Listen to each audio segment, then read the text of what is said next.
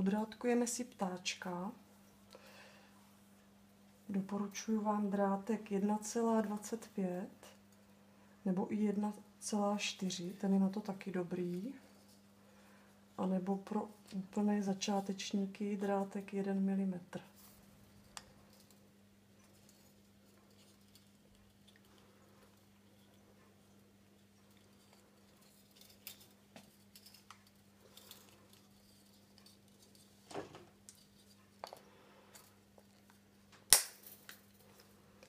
Ptáček jde velice rychle, ale ještě se potom musí dorovnat a na ocásku dotočím spirálky.